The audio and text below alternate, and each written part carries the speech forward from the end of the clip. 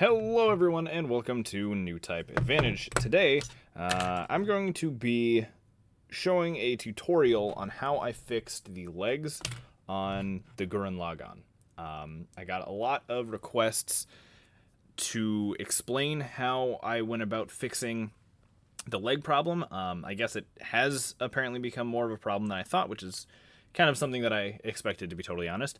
But like I explained in my review and in my speed build, the thigh leg piece, where the hip joint meets, is hollow. It's hollow plastic with very tight connections, so when you put the legs on, the pegs snap off with almost zero effort. So I explained there that you'll need to reinforce this if you want to do any sort of posing on a regular basis with it, or if it just so happens that, like me, the joint breaks while you're building it. I wanted to be able to go through and explain how I went about doing this, especially because from reading some of the comments, a lot of people were saying that, hey, this is going to be one of my first models. I haven't had any experience with this before. What should I do?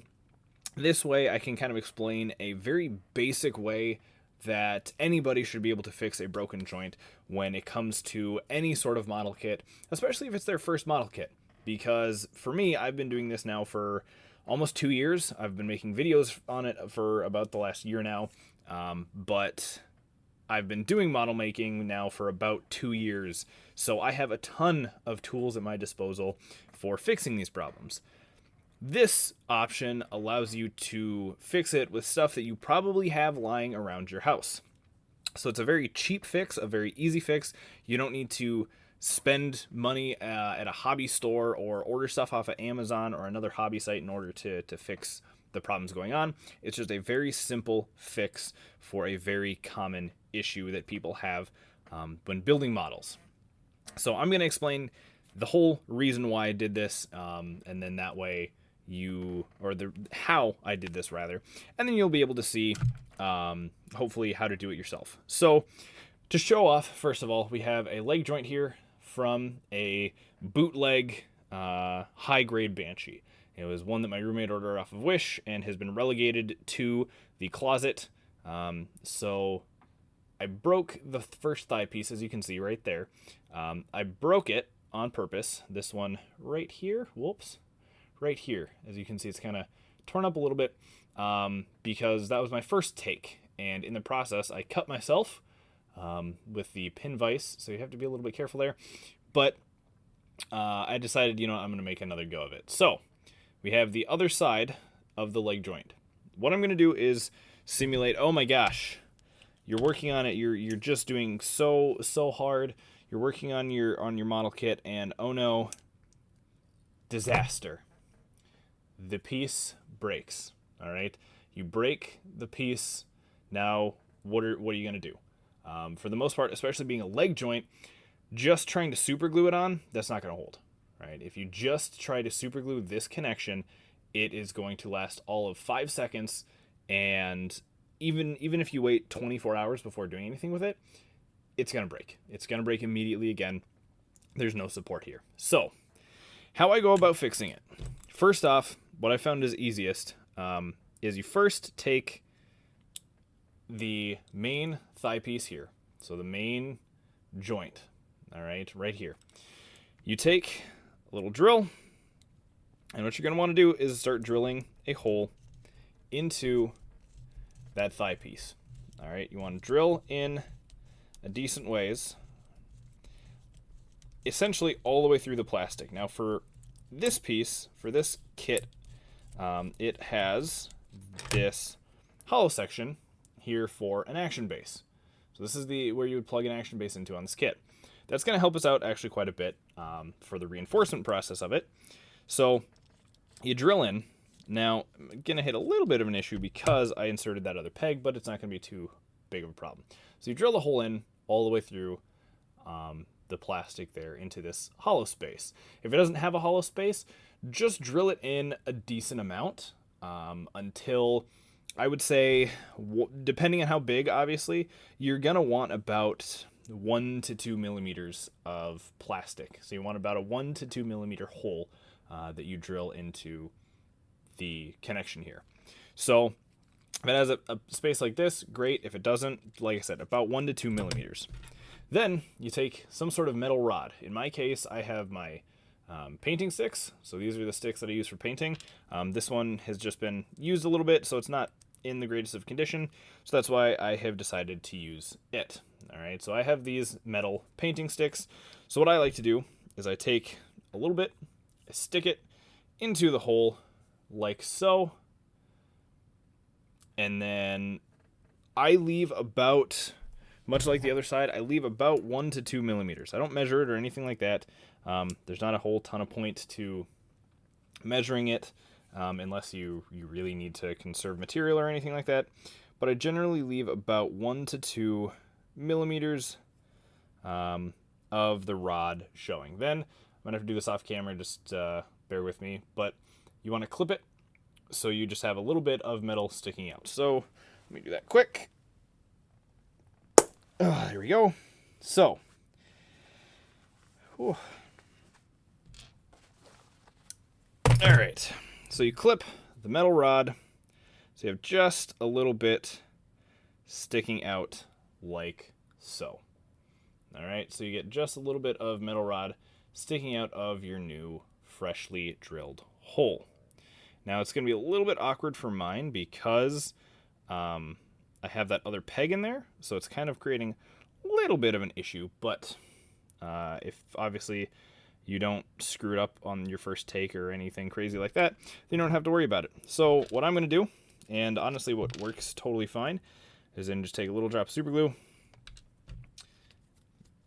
and then you can take the peg, focus, and just slide it in, get it nice and snug, and bada bing, bada boom. So now this is only part of it, because obviously this is a ball joint. So the leg connection, right? I'm not going to be able to smack on this leg onto this ball joint, right? It obviously just doesn't work. So what you then do, take the other half, okay? You still have this other half of the ball joint. Now I put it in here because ball joints are a pain to work with. But now you basically do the same thing. All right, so you take the small piece. All right, you take this little piece, and now you start drilling a hole into it. So you take this here, the little one of these. Make sure it's centered, obviously, especially on a piece like this. Try to do your best to get everything lined up nicely, neatly, and correctly. Because luckily with the legs, especially on high-grade kits, it's not going to be a huge deal if you're totally off-center or anything like that.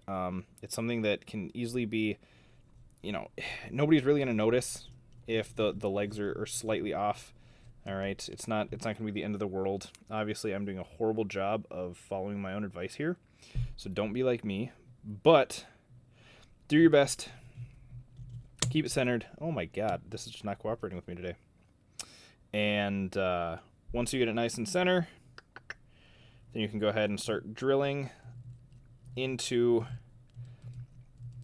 the plastic to drill in the hole. Why is this not cooperating? All right. Having a heck of a time today. What the heck? All right. I did it just fine the first time, but I cut myself. And didn't really like that there was a bunch of blood everywhere. So, anyway,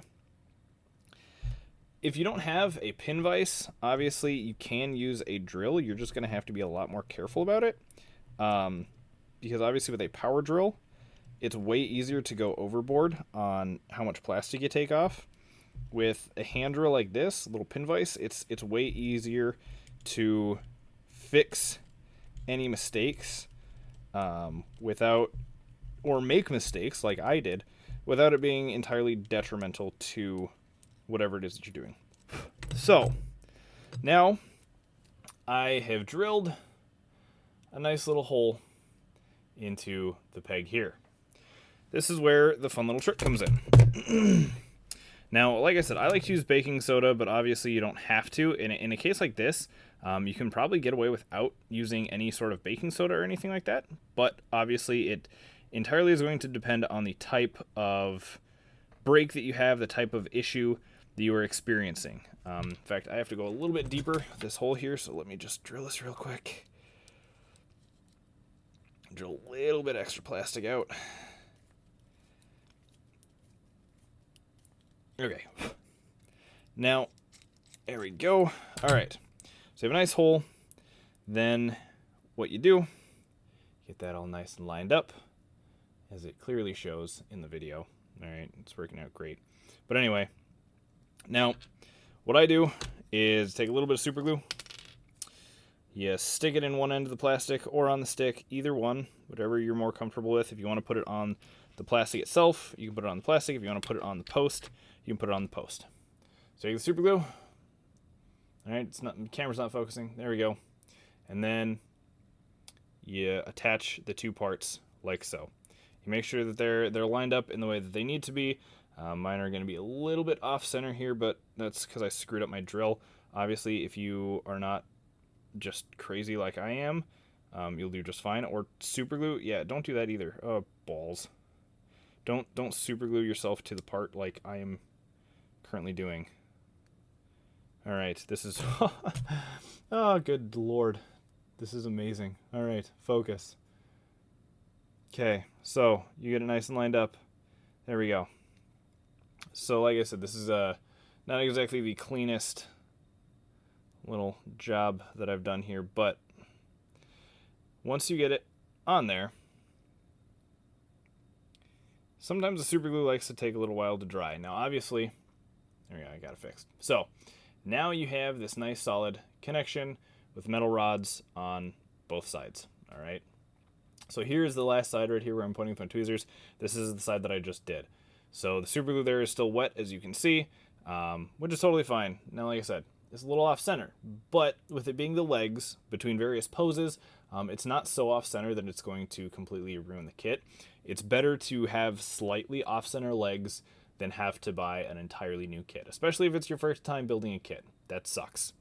So what I like to do, depending on the type of kit, obviously, is like I said, in my Gurren Lagann one, I use some super glue to fix the problem. Now, to ensure that this doesn't happen again, you have nothing stupid like this happen, or there is a hollow space that you need to fill in, right? Let's say that this is a hollow space right here that I needed to fill in order to help maintain the structural integrity of the kit. What you do is a super simple thing. You take a little bit of baking soda, all right? Take a little bit baking soda. Gotta get some of it out here. You don't need a lot. In fact, I'm probably gonna pour out way more than I need, and then it's gonna go everywhere. All right, that's probably gonna be enough. So like I said, tiny amount of baking soda. You really don't need a lot. Then what I do is I get like a little X-Acto knife as my little scraper. All right, I'm not doing cocaine here, all right? But you take a little X-Acto knife, get some baking soda on it, and then you start filling the void in the plastic, all right? So you start trying to fill up that void with baking soda, okay? Just like that. Now, a little bit of super glue, and this is where kind of the magic happens, if you will. You drip that in. Super glue gets absorbed. You might have to poke it a little bit with some tweezers to really get it worked in there. But once this dries, you will have a crazy, rock solid, boom, you can put a little bit on the top for good measure, connection. All right. So now that hole is filled. You can sand it. It works very similar to epoxy. In fact, see, it's so strong and so quick, it has glued my tweezers shut. All right, this is what we're talking about here. Super glue plus baking soda makes an extremely strong connection on a budget. So if you don't have epoxy, you don't have 5-minute epoxy, you don't have plastic cement, anything like that, super glue plus baking soda makes a very strong connection. All right, now, like I said, on this base here, that hole is filled in and you can sand it. So obviously it doesn't look very pretty, but once all the glue is totally dry, there is some glue here that hasn't been exposed to baking soda. Give it an hour to totally be dried. You can come at it with a file, sanding, whatever you do, sand it flush, and all you'll have left is that small filled in gap. All right, so it's actually pretty dry right now, so I'm just gonna take one of my really crappy ones around, but that's all right. So I'll take this sanding stick here. All right, and now what you get to do is you can sand it down. So obviously if this is like a leg joint, what I would recommend doing is sanding it down, obviously, to it's as close to the original fit as you possibly can. So you're gonna have to sand it down a little bit, sand it rounded, so it can fit into the connection. That's what I had to do with the Gurren Lagann. But like I said, you get the point. All right, but now I have two very solid leg pegs here that aren't going to go anywhere. Now I can attach the legs of Bootleg Banshee here without any worry. Yeah, there we go. That the joints are going to fall. All right, so see, now the legs are back attached. I can flex them. I can do all this stuff with them, and these joints aren't going to move. So hopefully that helped you guys out. My first kind of bootleg tutorial.